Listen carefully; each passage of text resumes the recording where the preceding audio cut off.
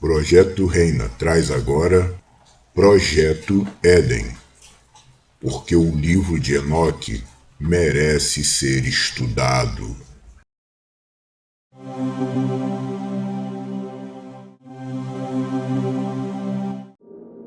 Capítulo 7. E aconteceu depois que os filhos dos homens se multiplicaram naqueles dias, nasceram-lhe filhas, elegantes e belas. E quando os anjos, os filhos dos céus, viram-nas, enamoraram-se delas, dizendo uns para os outros: Vinde, selecionemos para nós mesmos, esposas da progenie dos homens, e geremos filhos. Então seu líder, Samiasa, disse-lhes: Eu temo que talvez possais indispor-vos na realização deste empreendimento, e que só eu sofrerei por tão grave crime. Mas eles responderam-lhe e disseram: Nós todos juramos, e amarraram-se por mútuos juramentos, que nós não mudaremos nossa intenção mas executamos nosso empreendimento projetado. Então eles juraram todos juntos, e todos se amarraram, ou uniram, por mútuo juramento. Todo o seu número era 200, os quais descendiam de Ardis, o qual é o topo do monte Armon. Aquele monte portanto foi chamado Armon, porque eles tinham jurado sobre ele, e amarraram-se por mútuo juramento. Estes são os nomes de seus chefes: Samiasa, que era o seu líder, Uracabarameel, Aquibel, Tamiel, Ramuel, Danel, Askel, Saraquenial, Azael, Armeus, Batraal, Anani, Zavebe, Sansavel, Ertael, Turel, Yomiael, Arazial. Estes eram os prefeitos dos 200 anjos, e os restantes estavam todos com eles. Então eles tomaram esposas, cada um escolhendo por si mesmo, as quais eles começaram a abordar, e com as quais eles coabitaram, ensinando-lhes sortilégios, encantamentos, e a divisão de raízes e árvores. E as mulheres conceberam e geraram gigantes, cuja estatura era de 300 cúbitos. Estes devoravam tudo que o labor dos homens produzia, e tornou-se impossível alimentá-los. Então eles voltaram-se contra os homens, a fim de devorá-los, e começaram a ferir pássaros, animais, répteis e peixes, para comer sua carne, um depois do outro, e para beber seu sangue. Então a terra reprovou os injustos.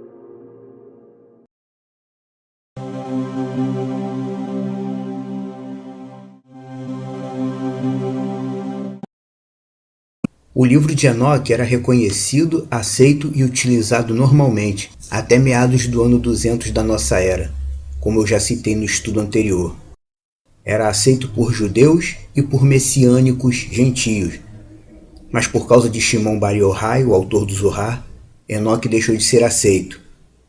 Os judeus da época foram convencidos por ele que esse livro era maldito, e com a defasagem dos escritos sagrados veio o quê? A decadência espiritual. A Querrilá virou igreja, os messiânicos viraram cristãos e também deixaram de aceitar o livro de Enoque.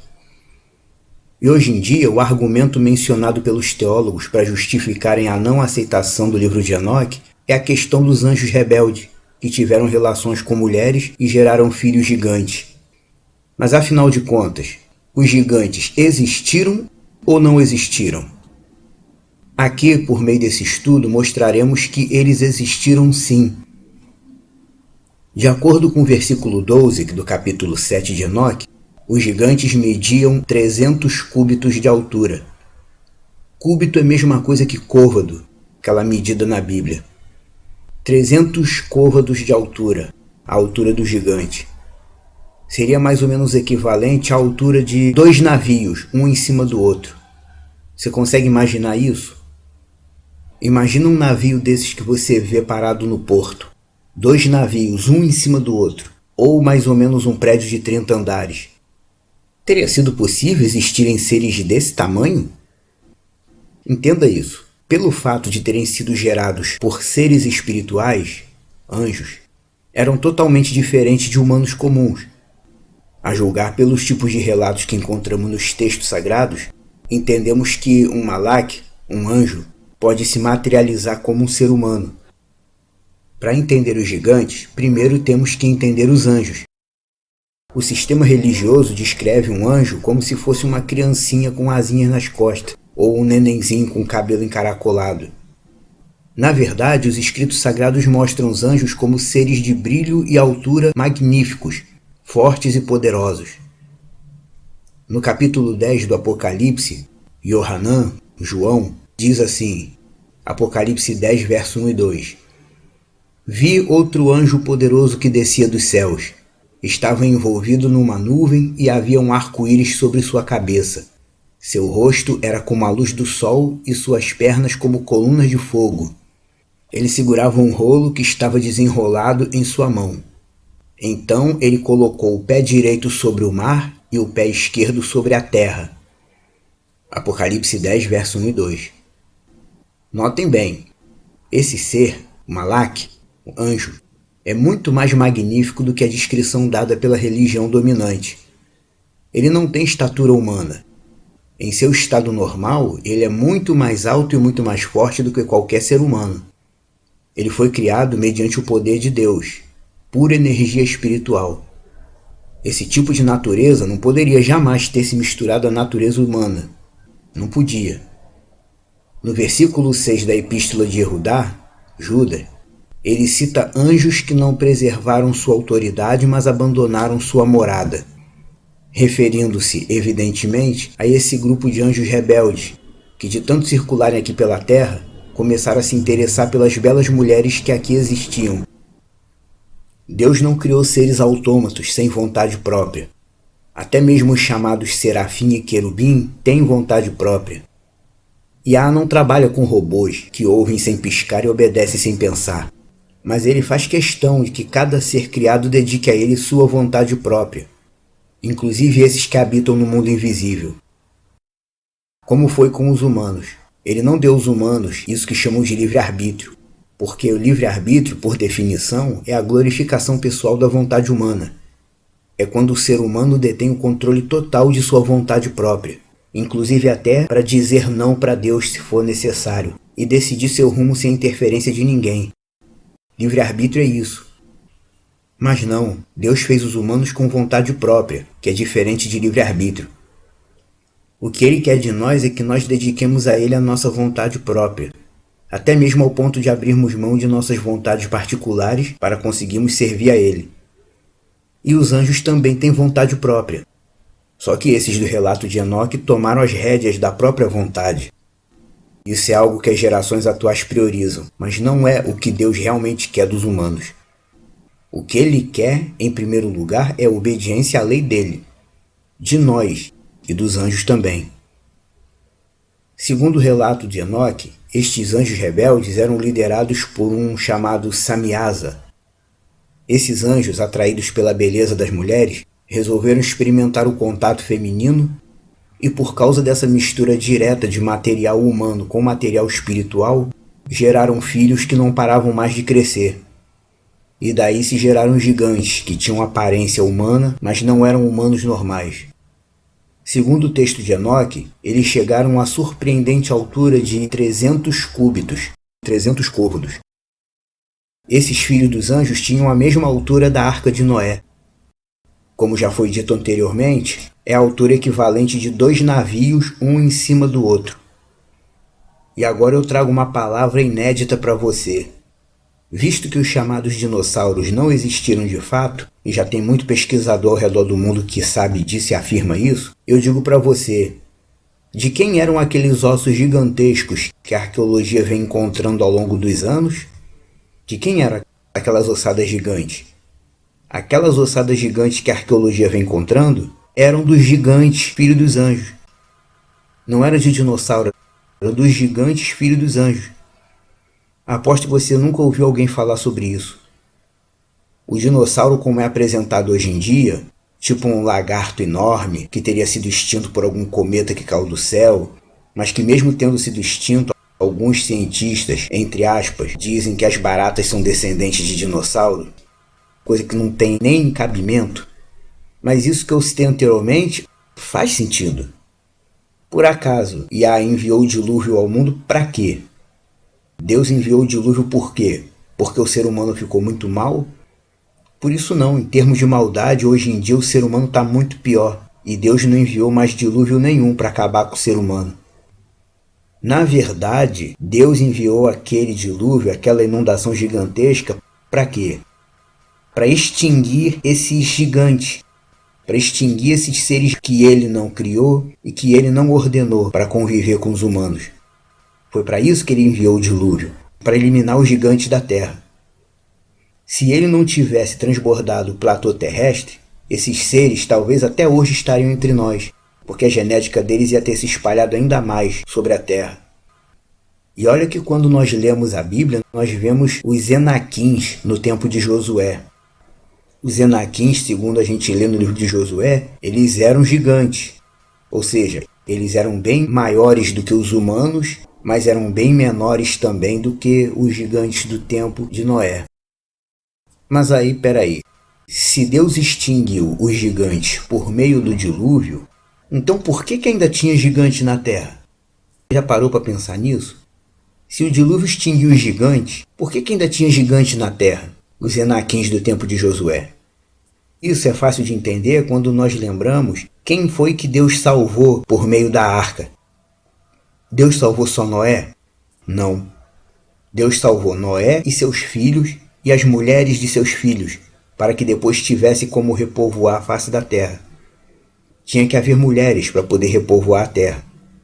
E as noras de Noé já estavam tecnicamente contaminadas com o material genético dos anjos, pois evidentemente essas mulheres posteriores elas nasceram de outras mulheres que tiveram contato com os anjos, que já vinham dessa época da contaminação promovida pelos anjos. Por isso, posteriormente, nasceram humanos que, mesmo sendo menores, com altura média de 2,5 metros, ainda assim eram gigantes. Eram aberrações, como foi o Golias, que lutou contra Davi. Era um gigante. Segundo consta, Golias media 6 côvados e 1 palmo, cerca de 2,70 metros. Esses gigantes posteriores, os Enaquins e esses descendentes, as guerras de Deus foram eliminando aos poucos, pela mão dos reis de Israel. Ainda hoje existem alguns poucos humanos de 2 metros, 2,5 metros, espalhados por aí em outras nações. De vez em quando até tem matérias de TV falando sobre eles, mas é bem raro. E agora já são tão poucos que já quase nem ouvimos mais falar deles. A gente nem percebe mais a existência deles. Isso não quer dizer que esses remanescentes sejam monstruosos como os de antigamente, pois a disseminação da genética deles foi contida. E hoje são humanos quase comuns, a não ser pelo tamanho exagerado em relação à maioria. E a falsa ciência? Para não terem depois que admitir que o livro de Enoque estava certo, muitos desses ossos gigantes que foram encontrados depois, o que era isso? Era de quem? Tinha que haver uma explicação para dar ao mundo, tanto osso gigante sendo encontrado. E para conseguirem explicar isso, a falsa ciência inventou o dinossauro.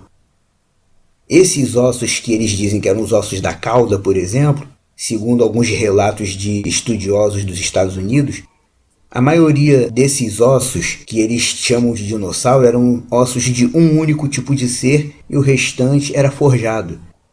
Claro, imaginamos que os gigantes não tinham caudas. Os ossos que eles colocam como sendo ossos de caudas de dinossauro eram forjados. Mas a maioria dos ossos gigantes eram de um único tipo de ser. Até mesmo o osso do crânio, olhando nas armações de museus, pode parecer que é apenas uma cara de um lagarto, mas imaginamos que esses seres tinham um crânio bem diferenciado, deformado, por serem material misturado, humano com espiritual. Eles tinham uma face bem deformada, e muitos desses crânios que foram encontrados eram deles mesmos, dos gigantes. Mas pelo nível de deformidade, poderiam até dizer que eram crânios de lagartos que o pessoal não ia nem pensar em outra coisa. Mas esses ossos encontrados eram dos gigantes filhos dos anjos. Dinossauro como a gente vê na televisão nunca existiu. Para a falsa ciência conseguir explicar tanto osso gigante, inventaram um dinossauro. E hoje eles ensinam nos livros escolares que os dinossauros existiram e eram lagartos gigantes e tinham altura média de 100 a 130 metros, que eram justamente a altura média dos gigantes filhos dos anjos. E dizem que eles foram mortos por cometas que caíram na Terra ou por isso ou por aquilo.